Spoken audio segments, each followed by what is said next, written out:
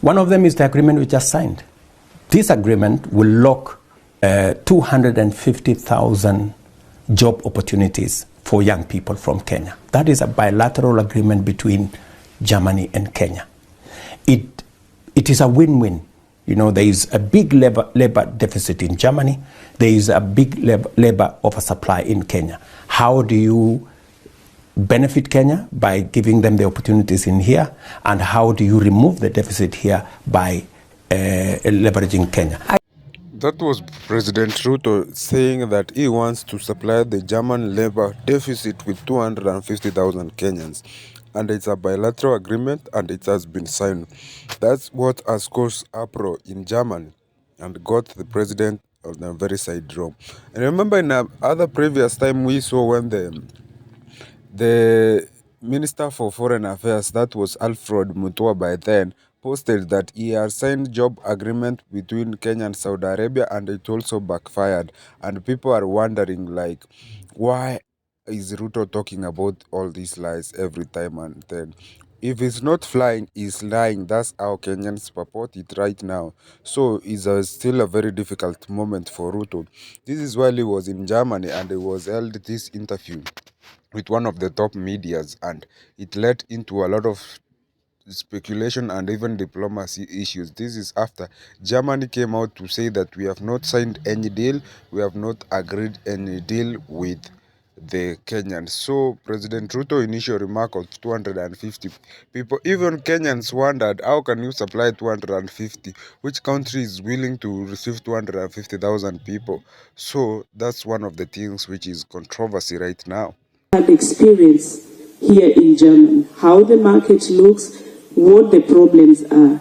Now, if the agreement includes the visa processing and all that, then it has to take immediate effect. That when our people go there, the question that we face mostly is, how sure are we you're coming back to Kenya? Nobody wants to stay in Germany. I will be very clear about that. I'm a Kenyan. I've been here 13 years. I'm working here really hard. I've studied the language. They take away 1 year of our education when we come here, when they try to compare our education system. That you spoke about education, they take 1 year away. With my credentials from Kenya, I am a gymnasium material.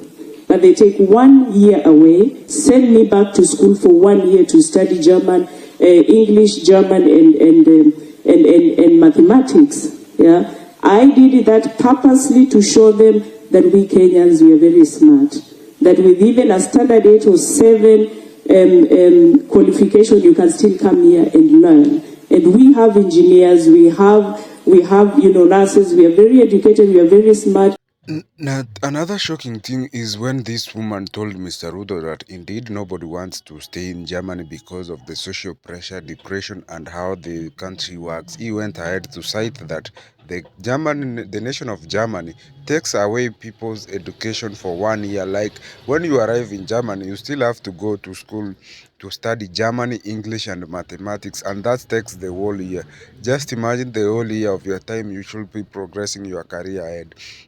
So I don't know if this will be included in the diplomacy talks or in the deal which they are going to talk about. She also said that people don't want to stay in Germany, and that should be taken into consideration because it's a very hefty message she has just passed to the president.